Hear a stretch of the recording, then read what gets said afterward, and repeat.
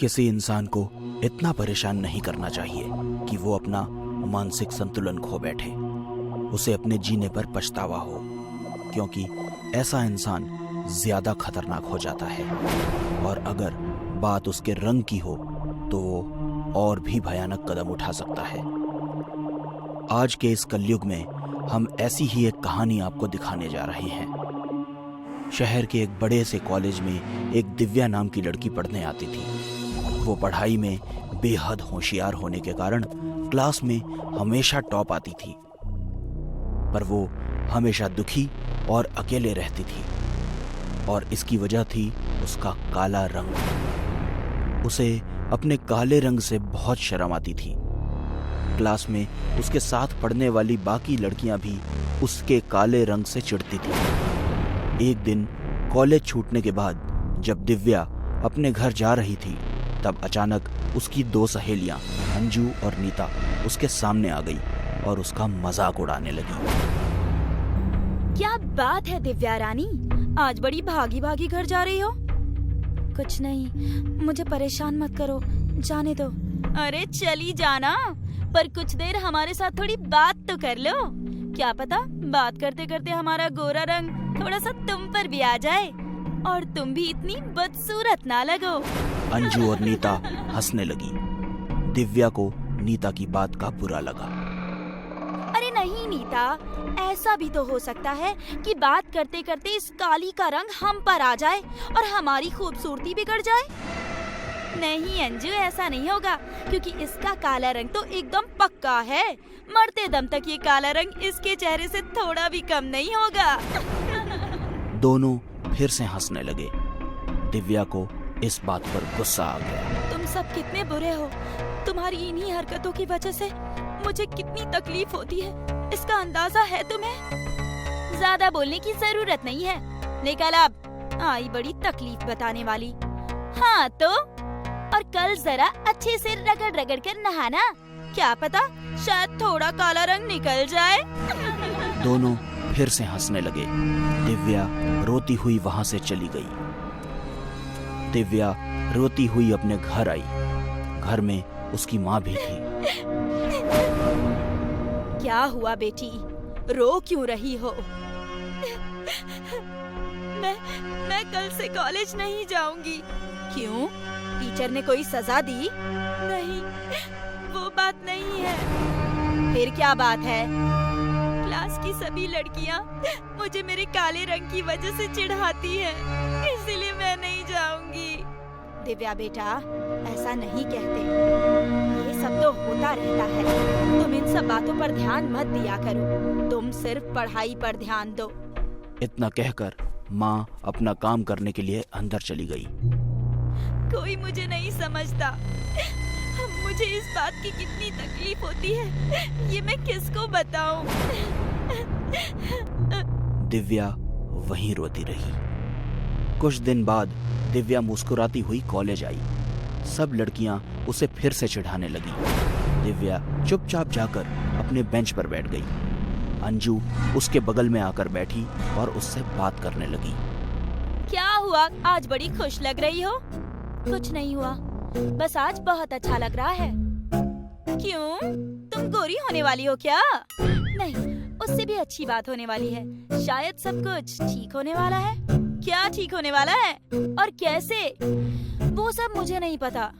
तुम्हारा दिमाग खराब हो गया है क्या? कुछ भी बोल रही हो? नहीं, पर वो सब छोड़, ये ले चॉकलेट खा, मेरी माँ ने अपने हाथों से बनाए हैं। क्या बात है, चल, तेरा इस क्लास में आने का और मुझसे मिलने का कुछ तो फायदा हुआ। अंजू ने वो चॉकलेट ली और खा ली। वाह, बहुत अच्छी बनी है। और है? नहीं, अब मेरे पास नहीं है, लेकिन घर पर बहुत सारे हैं। ये सिर्फ टेस्ट के लिए लेकर आई थी। ठीक है, कल ज्यादा लेकर आना। अगले दिन जब दिव्या कॉलेज आई तो क्लास में सारी लड़कियां एक जगह जमा थी। दिव्या नीता के पास गई। क्या हुआ, सब ठीक तो है ना? आ गई तू, कलमुही, तेरी ही कमी थी। लेकिन हुआ क्या? अंजू कल रात से बहुत बीमार है। डॉक्टर को कुछ समझ नहीं आ रहा कि क्या हुआ। दिव्या अंजू की बात सुनकर बहुत खुश हुई। वो अपने बेंच पर आई। मतलब ये चॉकलेट सही में काम करता है। मतलब अब सब कुछ ठीक हो जाएगा। अंजू का काम तो हो गया, अब इन सबकी बारी है। दिव्या ने अपने बैग में से बहुत सारी चॉकलेट निकाली और वापस उन लड़कियों के पास चली गई। सुनो, मुझे पता है कि तुम सब बहुत परेशान हो, इसलिए मैं तुम्हारी परेशानी कम करने के लिए चॉकलेट्स लाई हूँ। इन्हें मेरी माँ ने घर पर बनाए हैं। तुम सब खाओ, तुम्हें बहुत अच्छा लगेगा। हाँ, अब मुंह लटकाकर बैठे रहने से भी क्या होगा। और इस काली ने पहली बार कुछ लाया है, तो खाकर देखते हैं। सब लड़कियों ने चॉकलेट्स खाई और अपनी जगहों पर बैठ गईं। अगले दिन अंजू कॉलेज आई। दिव्या ने जब अंजू के चेहरे को देखा तो वो जोर जोर से हंसने लगी। अंजू का चेहरा दिव्या की तरह काला पड़ गया था। अब कैसा लग रहा है काला रंग? अब चिढ़ाओ मुझे, चिढ़ाओ। मुझे अच्छी तरह से पता है कि ये सब तुमने किया है। उस चॉकलेट में जरूर तुमने कुछ मिलाया था और इसलिए मेरी ये हालत हो गई है। अंजू ने दिव्या की कंप्लेंट कॉलेज के प्रिंसिपल को की। प्रिंसिपल ने दिव्या और उसकी माँ को कॉलेज बुलाया। तब तक सारी लड़कियों का रंग काला पड़ चुका था और उसे देखकर दिव्या बहुत खुश थी। ये सब क्या हो रहा है? आपने दिव्या को ऐसी कौन सी चॉकलेट्स बना कर दी है जिससे ये सब हो रहा है? मैंने तो इसे कोई भी चॉकलेट नहीं दी। दिव्या, सर क्या बोल रहे हैं? जवाब दो। सर, ये चॉकलेट मुझे माँ ने नहीं दी थी। फिर किसने दी और क्यों? सर, एक दिन मैं कॉलेज के पीछे रो रही थी क्योंकि ये सब मुझे मेरे काले रंग की वजह से चिढ़ाती थी। तभी वहाँ पर एक आदमी आया। क्या बात है बेटी? ऐसी सुंदर सुबह के वक्त तुम क्यों रो रही हो? आप कौन हैं? मैं वही हूँ, तुम्हारी समस्या का समाधान करने वाला। मुझे अपनी समस्या बताओ। मुझे मेरे क्लास की सभी लड़कियाँ मेरे काले रंग की वजह से चिढ़ाती हैं और इस बात की मुझे बहुत तकलीफ होती है। ओह, ये बात है। तुम चिंता मत करो, इस बात का समाधान है मेरे पास। मांत्रिक ने काले जादू से बहुत सारी मायावी चॉकलेट्स बनाई और दिव्या को दे दी। ये तुम उन लड़कियों को खिला दो जो तुम्हें चिढ़ाती हैं। बाकी सब काम ये चॉकलेट्स करेंगी। अब तुम जाओ, सब ठीक हो जाएगा। उन्हीं के कहने पर मैंने ये सब किया और अब मुझे बहुत अच्छा लग रहा है। ये सब अब मेरी तरह ही दिखने लगी है। अब कोई मुझे काली कहकर नहीं चिढ़ाएगा। प्रिंसिपल को सारी बात समझ में आ गई। तुम सबको शर्म आनी चाहिए। तुम दिव्या को उसके रंग की वजह से चिढ़ाती थी, इसलिए उसने ऐसा किया। मैं ये नहीं कह रहा कि उसने सही किया, पर तुम लोगों की गलती इसमें ज्यादा है।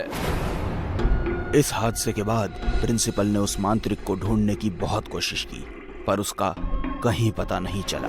अब वो लड़कियां वैसी की वैसी ही रही, काली।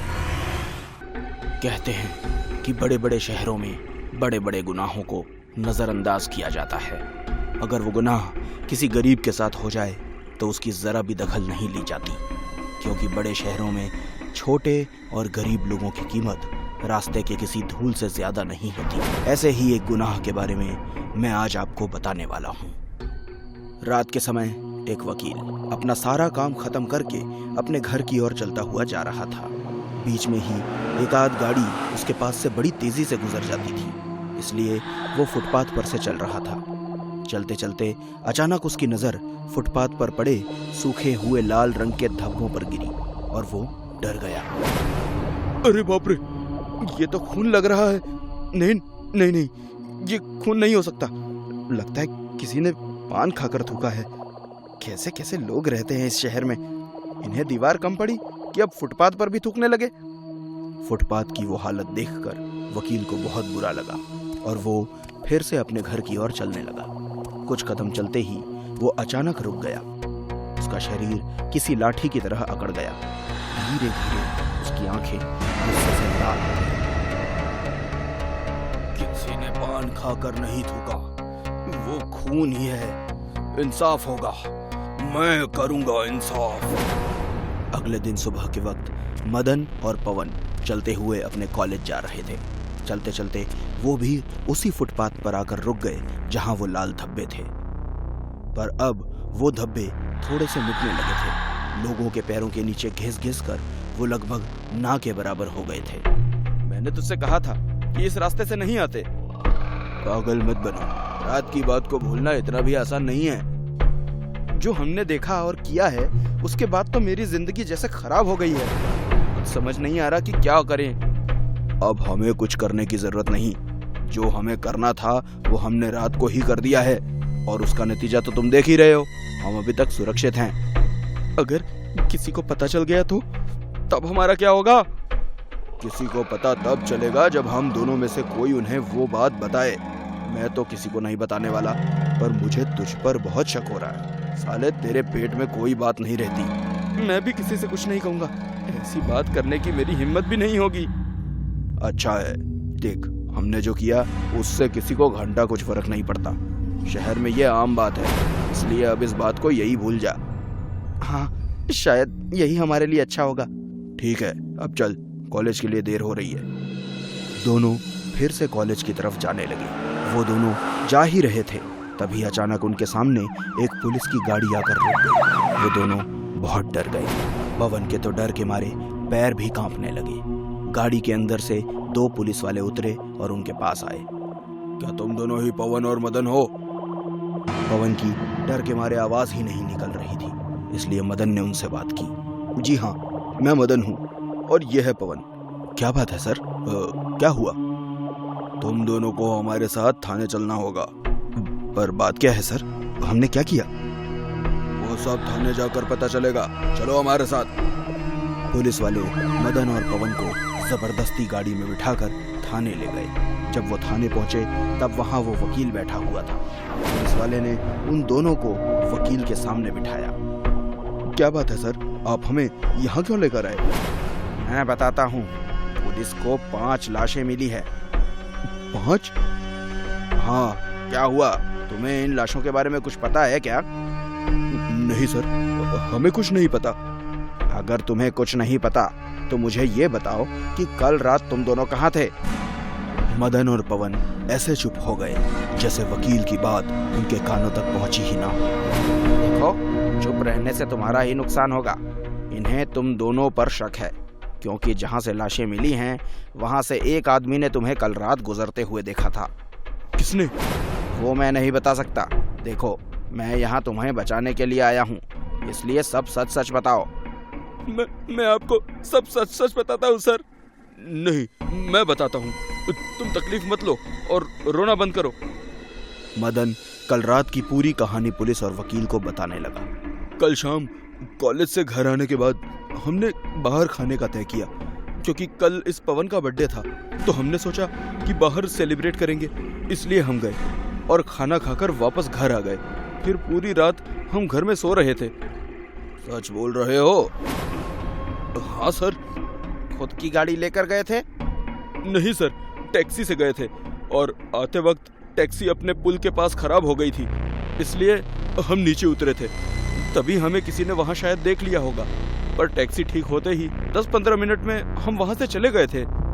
थोड़ी देर के लिए कोई कुछ नहीं बोला। वो सन्नाटा मदन और पवन को बहुत तकलीफ दे रहा था। ठीक है, कल कोर्ट में सुनवाई है, इन्हें वक्त पर ले आना। Yes sir. वकील थाने के बाहर आया और अचानक उसके पैर रुक गए। इंसाफ, इंसाफ। अगले दिन कोर्ट में सुनवाई शुरू हुई। वकील, पुलिस वाला, मदन और पवन वहां मौजूद थे। जज साहब, ये दोनों कॉलेज स्टूडेंट्स हैं और पुलिस को इन दोनों पर शक है कि इन्होंने 5 खून किए हैं। मैं इनका वकील हूँ, पर फिर भी मैं पुलिस और इस अदालत को बताना चाहूंगा कि मुझे इन दोनों पर शक नहीं, बल्कि पूरा यकीन है कि वो 5 खून इन दोनों ने ही किए हैं। वकील की ये बात सुनकर दोनों डर गए। उन्हें कुछ समझ नहीं आया कि क्या हुआ। वकील उन दोनों के पास गया। मुझे पता है कि उस रात तुम दोनों अपनी गाड़ी लेकर आए थे और वो सारे कत्ल तुमने ही किए हैं। अब तुम सच बताते हो या मैं बताऊं? मैं बताता हूँ। पवन, नहीं, चुप कर, मैं अपने गिल्ट में नहीं जी सकता। मदन को चुप करके पवन ने सारी हकीकत बताना शुरू किया। उस दिन मेरा बर्थडे था, इसलिए हम बाहर पार्टी करने गए थे और हम किसी की टैक्सी में नहीं, मेरी गाड़ी में गए थे। गाड़ी मदन चला रहा था। घर लौटते वक्त हमने बहुत शराब पी रखी थी। यार पवन, ये रास्ते के गड्ढे बहुत तकलीफ दे रहे हैं। मुझे भी इन गड्ढों की वजह से उल्टी आ रही है यार। थोड़ा धीमे चलाओ। नहीं, मेरे पास उससे भी अच्छा आइडिया है। क्या? दिखाता हूँ। मदन ने गाड़ी फुटपाथ पर चढ़ा दी और तेजी से भागने लगा। अब कोई गड्ढा हमारी स्पीड कम नहीं कर सकता। गाड़ी तेजी से आगे बढ़ रही थी, तभी 4-5 स्पीड ब्रेकर अचानक नीचे आ गए और इस झटके से हमारी गाड़ी बंद पड़ गई। हमने नीचे उतरकर देखा तो हम बुरी तरह से डर गए, क्योंकि हमारी गाड़ी के नीचे स्पीड ब्रेकर नहीं, फुटपाथ पर सोए हुए 5 गरीब लोग आ गए थे। उनके शरीर खून में लथपथ थे। अब हम क्या करेंगे मदन? हमसे खून हो गए। मुझे बहुत डर लग रहा है मदन। चुप कर, चिल्ला मत। अब पूरी दारू उतर गई, आसपास कोई नहीं है। हम एक काम करते हैं, इन सभी लाशों को उठाकर नीचे नाली में फेंक देते हैं। वैसे भी इन भिखारियों का कोई नहीं होता, किसी को कुछ पता नहीं चलेगा। उसके बाद हमने सारी लाशों को नीचे नाली में फेंक दिया और गाड़ी लेकर वहां से भाग गए। पवन का बयान सुनने के बाद अदालत ने उन्हें फांसी की सजा सुनाई। पुलिस जब उन्हें थाने ले गई तब वकील भी वहां था। मुझे इनसे अकेले में बात करनी है। पुलिस ने उन तीनों को कुछ देर के लिए अकेला छोड़ दिया। आखिर कौन हो तुम? क्यों किया तुमने हमारे साथ ऐसा? क्योंकि तुम मेरे भी गुनहगार हो। वकील की बदली हुई आवाज सुनकर दोनों घबरा गए। मैं एक LLB ग्रेजुएट था, पर मेरे पास नौकरी नहीं थी। उस रात मेरे पास सोने के लिए भी जगह नहीं थी, इसलिए उस फुटपाथ पर भूखा पेट सोने की कोशिश कर रहा था। तुम लोगों ने वहां भी चैन से सोने नहीं दिया। मैंने खुद को और उन गरीबों को इंसाफ दिलाया है। अब मेरा काम पूरा हुआ। वकील का शरीर फिर से लकड़ी की तरह जड़ गया और वहां से गायब हो गया। मदन और पवन ये सब देखकर थर-थर कांपने लगे।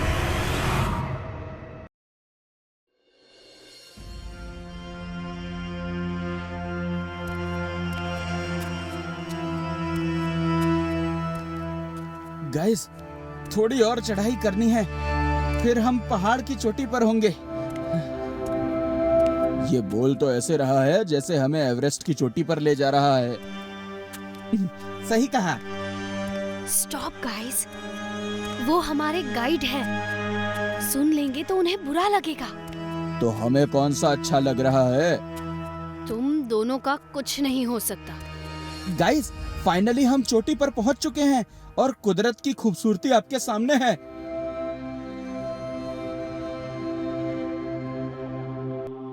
ओह माय गॉड, ये तो बहुत सुंदर है। ऐसा लग रहा है जैसे मैं स्वर्ग में पहुंच गई हूँ। काहे का स्वर्ग? ऐसे नजारे तो मैं बचपन से देखता आ रहा हूँ। मैं भी। अरे राजू गाइड सर, हमें कोई इंटरेस्टिंग जगह दिखाइए। हम जब से यहाँ आए हैं बस पेड़ पौधे, जंगल, पहाड़, चट्टान, नदी, नाले यही देख रहे हैं। कुछ ऐसा दिखाइए जिससे खून में उबाल आ जाए। यस, अमित सही कह रहा है कोई ऐसी जगह? है तो सही। गुड, तो राजू जी वहीं ले चलिए इन्हें, वरना दिमाग का नागिन बैंड बजा देंगे ये दोनों। लेकिन वहाँ जाने में खतरा है। अरे वही तो चाहिए राजू सर।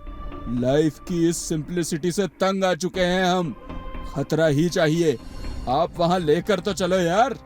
बिल्कुल। वैसे वो इंटरेस्टिंग जगह है क्या? काली पहाड़ी की गुफा। ओ तेरी की, क्या नाम है? काली पहाड़ी की गुफा। अरे सर, कहाँ छुपा रखी थी ये मस्त जगह? नाम में ही एक्साइटमेंट है। वैसे खास बात क्या है इस काली पहाड़ी की गुफा में? इस गुफा के बारे में बहुत सारी बातें हैं, लेकिन मेरी दादी ने जो मुझे बताया था वो सबसे अलग है। और क्या बताया था उन्होंने? ये गुफा लगभग 500 साल पुरानी है, जिसमें एक खूंखार तांत्रिक रहता है। उसने अपनी काली शक्तियों को बढ़ाने के लिए लोगों का खून चूसना शुरू कर दिया था, जो यहाँ के राजा बलि को बर्दाश्त नहीं हुआ। इसलिए उन्होंने उस दुष्ट तांत्रिक को मार दिया। तब से लेकर आज तक तांत्रिक की लाश उसी गुफा में कहीं दफन है।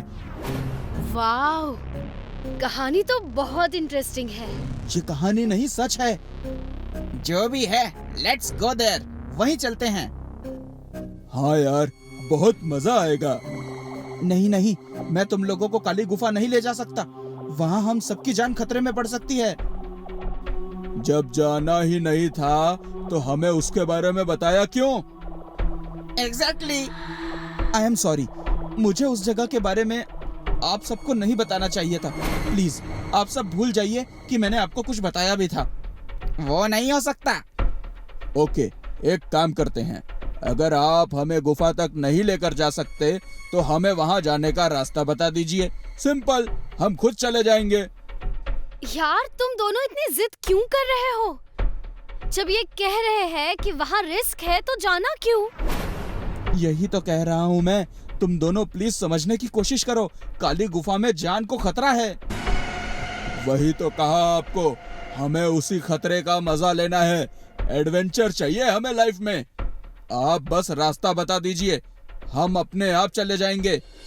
हमें अपनी जान खतरे में डालनी है। प्लीज समझने की कोशिश कीजिए। ठीक है, अगर आप लोग यही चाहते हैं तो ऐसा ही सही, लेकिन मेरी एक शर्त है। कैसी शर्त? आप लोग वहाँ किसी भी चीज को हाथ नहीं लगाएंगे। शर्त मंजूर है।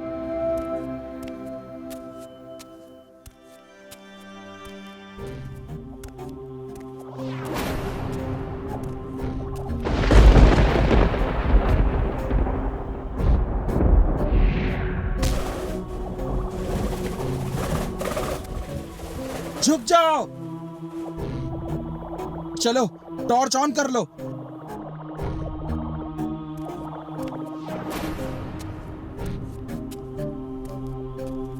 वाव, क्या गुफा है यार, सो ब्यूटीफुल। सचमुच कहानी से भी ज्यादा मजा तो इसे देखने का है। प्लीज किसी भी चीज को छूना नहीं। टेंशन मत लो सर।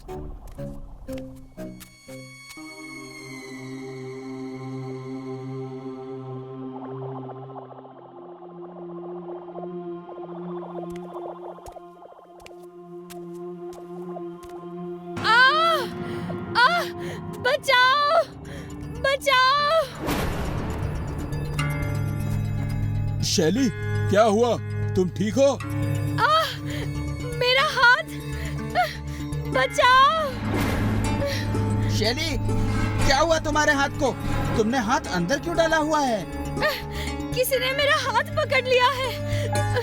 बचाओ मुझे, बचाओ। बहुत दर्द हो रहा है मुझे। Please save me, please. शैली, तुम हिम्मत रखना। मेरा हाथ, मेरा हाथ, मेरा हाथ। शैली, तुम्हारे हाथ को क्या हुआ? लगता है किसी कीड़े ने काटा है। ये कीड़े के काटने का निशान नहीं, मौत का निशान है। ये क्या बकवास कर रहे हैं आप सर? बकवास नहीं कर रहा हूँ मैं, सच बोल रहा हूँ। मैंने कहा था तुम लोगों को कि यहाँ किसी भी चीज को हाथ नहीं लगाना, फिर क्यों लगाया? खैर, जो होना था हो गया। अब अगर जान बचानी है तो निकलो यहाँ से, नहीं तो हम में से कोई नहीं बचेगा। मुझे बहुत दर्द हो रहा है, मैं नहीं भाग सकती। नहीं भागोगी तो मरोगी। यहाँ शैली दर्द से कराह रही है और आप हैं कि कुछ भी अनाप शनाप बके जा रहे हैं। हाँ? बंद कीजिए अपनी ये बेकार दकियानूसी बातें।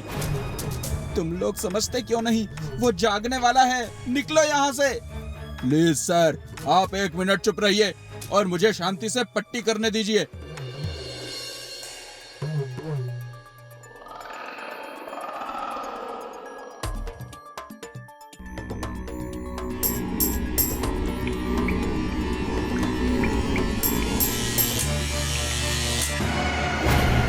मैं कह रहा हूँ वो जागने वाला है, यहाँ से भागो, चलो। अब तो बहुत देर हो चुकी है मेरे कोमल शिकार, अब कोई यहाँ से भाग नहीं सकता, मैं जाग उठा हूँ। ये कौन है? खूंखार तांत्रिक? मतलब हमने जो सुना था वो कहानी नहीं, सच था? तो तुम्हें क्या लगा मैं मजाक कर रहा हूँ? मेरी तो कुछ समझ में नहीं आ रहा। बोलो, सबसे पहले तुम में से कौन मेरी भूख मिटाएगा? जल्दी बोलो, मैं 500 साल से भूखा हूँ। तुम आओ, तुम भरे भरे से लगते हो, आओ मेरी भूख मिटाओ। नहीं नहीं, मेरे पास मत आओ, तुम इसे खा लो, इसे खा लो।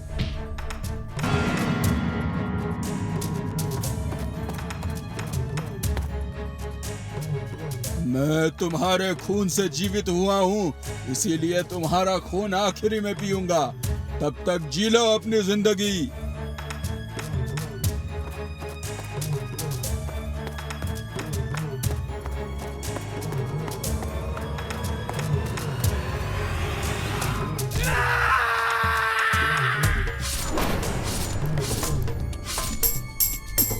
चलो भागो। कहां तक भागोगे?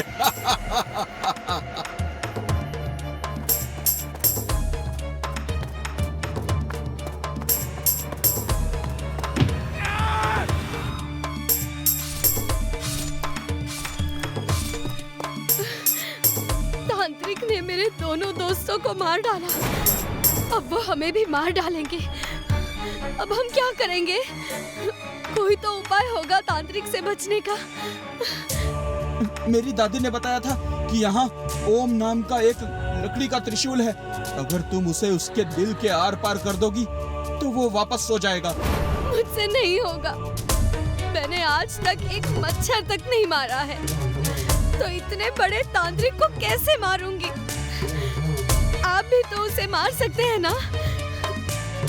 ऐसा होता तो मैं तुम्हें नहीं भेजता। लेकिन मैं ही क्यों? क्योंकि मेरी दादी ने बताया था कि जिसके भी खून से तांत्रिक जीवित होगा, सिर्फ वही उसे मार सकता है। मैं त्रिशूल ढूंढता हूँ, तुम तांत्रिक का ध्यान भटकाने की कोशिश करो।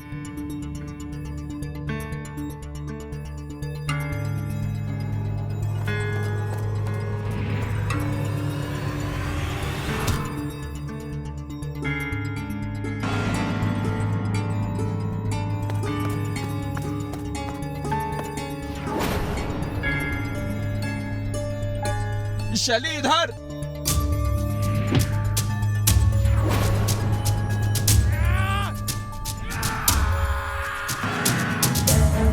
मरने से पहले तुम्हारी कोई आखिरी इच्छा हो तो बता दो। तुम मेरी आखिरी इच्छा पूरी करोगे? तूने ही तो जीवित किया है मुझे, मेरी इच्छा पूरी करना धर्म है मेरा। बोल क्या चाहिए तुझे? तुम कुछ देर के लिए मूर्ति बन जाओ। प्रयत्न अच्छा है पर बच नहीं पाएगी, लेकिन इच्छा पूरी करनी ही होगी। शैतानम फट फट।